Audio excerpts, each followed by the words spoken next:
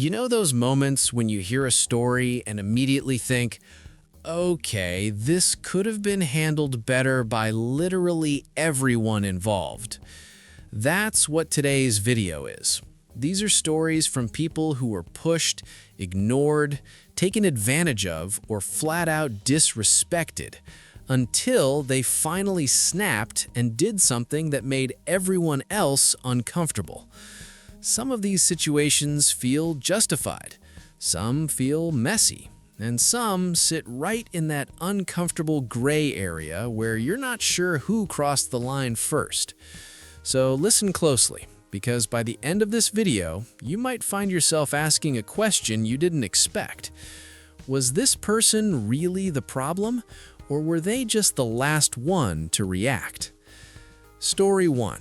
I poisoned my roommate.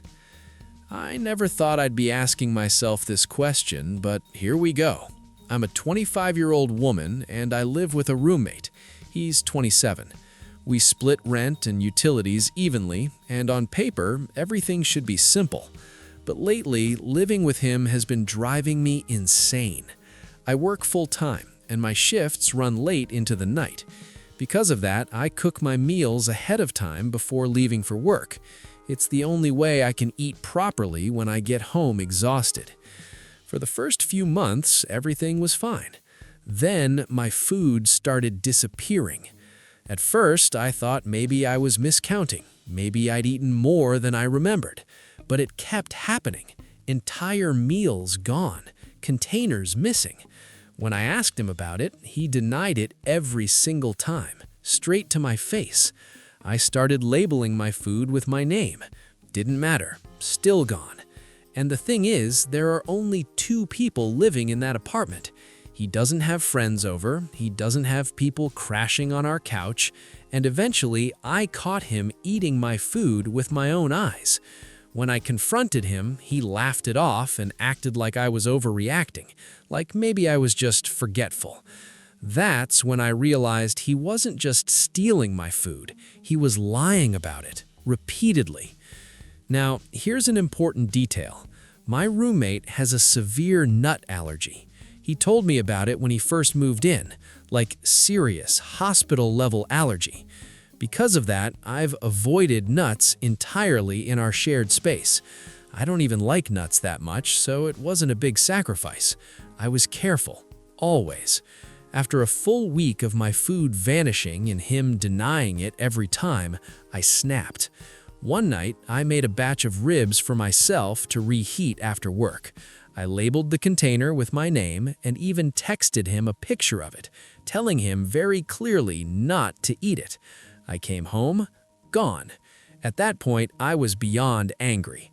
I felt disrespected, gaslit, and honestly kind of powerless. Talking didn't work, labeling didn't work, confronting him didn't work. So I decided I was done playing nice. The next day, I made myself a tray of mac and cheese. This time, I added almond powder to it, something I almost never cook with, but something I knew he absolutely could not eat. And before anyone jumps to conclusions, I warned him, again. I labeled the container with my name, I texted him, I sent a picture. I told him very clearly that it was my food and not to touch it. I even said it had ingredients he couldn't have. Later that night, when I got home, the container was empty, completely empty. He didn't even bother putting it back in the fridge. He just left it on the table. I took my things and left the apartment. A few hours later, I found out he was in the hospital. His mom called me from his phone, screaming. She called me a monster. She accused me of poisoning her son and trying to kill him. I stayed calm and told her the truth. I told her it was my food. I sent her the messages, the pictures, the warnings, everything. I told her he stole food that was clearly labeled and clearly not meant for him. She didn't want to hear it. She yelled at me, asking how I could keep nuts in the house when I knew about his allergy. I told her I didn't keep nuts in the house. I made one meal for myself and explicitly told him not to eat it. She asked me if I even cared about his son, and I said no, not after months of him stealing from me, lying to me, and disrespecting me. I didn't force-feed him anything. I didn't trick him. I didn't hide ingredients. I told him multiple times not to touch my food. He chose to ignore that. Everyone else seems to think I'm a psycho. They say I went too far, that I should have handled it differently. But I tried everything. Conversations, labels, messages, warnings. At what point does personal responsibility kick in? If someone repeatedly steals food they're told not to eat and ignores clear warnings, where does the blame actually lie? So tell me, am I the asshole for finally putting my foot down? Or was this the only way he was ever going to learn? Story 2. I refused to be my family's designated driver and walked out. I'm a 26-year-old woman, and every single New Year's Eve, my family has a big party at my aunt and uncle's house, and every single year, I'm the designated driver. This has been going on since I was 19, back when I wasn't even legally allowed to drink. Somehow, it still made sense to everyone that I should be the one driving people home. I don't drink much, maybe a glass of wine, maybe a beer. I don't get blackout drunk like some of my relatives, and because of that, it just became expected. No one ever asks anymore. They just assume, oh, you're not really drinking anyway. You're good to drive, right? And every year, I said yes. Not because I wanted to, but because I didn't want to disappoint anyone. This year, I finally decided I was done. Before the party, I told everyone clearly that I was not going to be the designated driver. I just wanted to enjoy the night like everyone else, have a couple of drinks, not be responsible for getting grown adults home. Even my cousin, who usually gets completely wasted, said she was fine with it. So I thought we were good. The party was exactly what you'd expect. Loud, chaotic, lots of drinking. I was actually having a good time for once.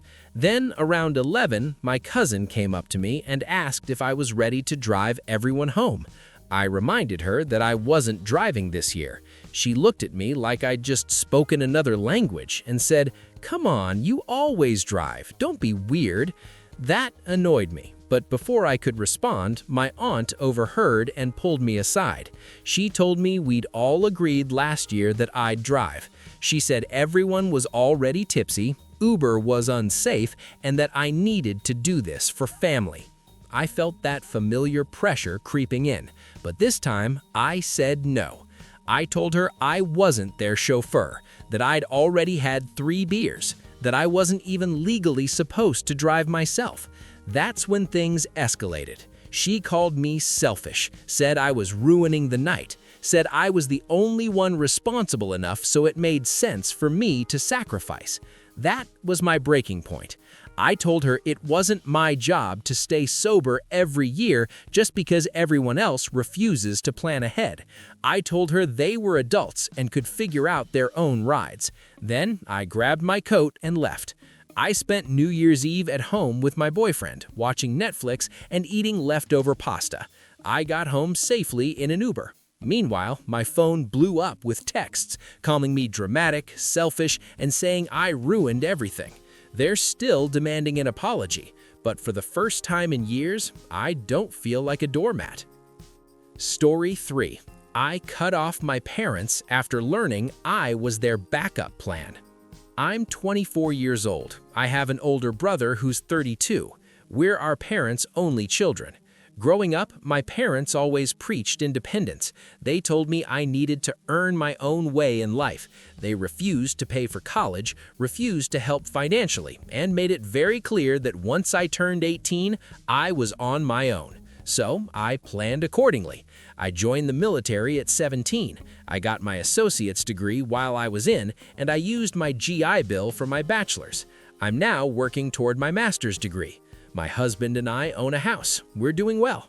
My brother, on the other hand, has been supported his entire adult life.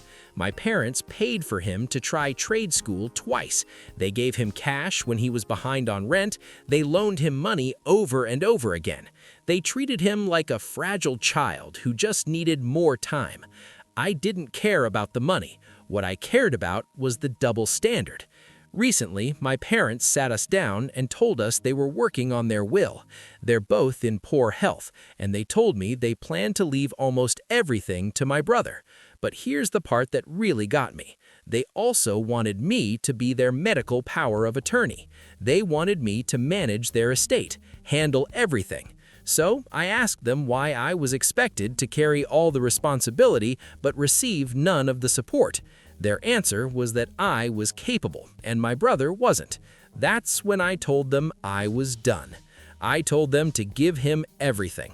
I told them I would not be managing anything, driving them anywhere, or making decisions for them. My mom later asked me for a ride to a doctor's appointment. I told her to ask her favorite child, or call an Uber. After that, my brother called me apologizing. I told him I wasn't mad at him. I was mad at our parents. A few days later, I confronted my parents one last time. I told them how alone I'd felt my entire adult life, how I joined the military at 17 because I knew they'd kick me out, how they never helped me, not even with my wedding. They talked over me, told me I wasn't entitled to anything, told me I needed to step up and take care of them. So I walked away. I told them to remove me from their will completely. I told them to use their money for good nursing homes and estate lawyers. And for the first time, I felt relieved. Story 4. I told my ex's affair partner to have her own daughter. I'm 40 years old. My ex-husband cheated on me and ended our marriage so he could be with his affair partner. They've been together ever since. My ex gets our kids 6 days a month because he works out of state. According to him, his wife is sterile and can't have children. They told me this, hoping I'd encourage the kids to see her as a second mom. I didn't. Recently, she decided she wanted my 10-year-old daughter to join cheerleading. My daughter didn't want to. She told me she felt pressured and needed help. I told my ex no. He ignored me. Then his wife cornered me in a store and told me I couldn't keep punishing her by depriving her of my children. She said she had every right to bond with them and share experiences like cheerleading. I told her she doesn't get to force my kids into things against their will. She followed me around, crying about how it was her dream to share cheer with a daughter. So I snapped. I told her to have a daughter of her own if she wanted that experience, and to leave mine alone.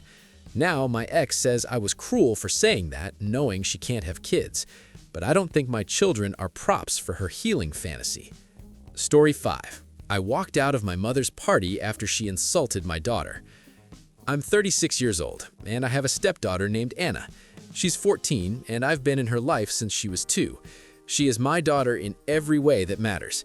Most of my family loves her. My mother does not. She's never said it outright, but I always knew, especially when Anna started bringing dishes she cooked to family gatherings. At first, my mom's comments were subtle, suggestions, helpful criticism. But it kept getting worse, and she never criticized anyone else. This Thanksgiving, she called Anna's casserole disgusting. I told her to stop. She brushed me off. So at my mother's birthday party, I brought curry she had made months ago and frozen. I reheated it and told everyone Anna had made it, just like her grandmother.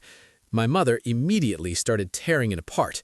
Too spicy, overcooked. Told Anna she should stop bringing food altogether. That's when I told her the truth. It was her curry. She tried to backpedal, claiming she was just helping.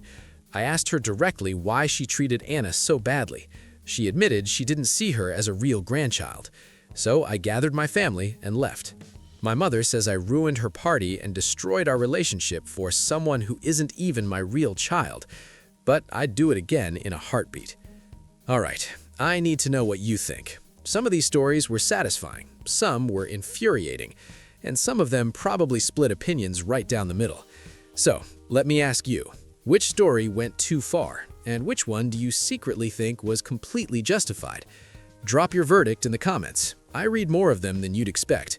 If you enjoy listening to real stories, real conflicts, and real moments where people finally stop being polite, consider subscribing to Reddit Echoes. New stories, new dilemmas, and new debates every upload. Thanks for listening, and I'll see you in the next one.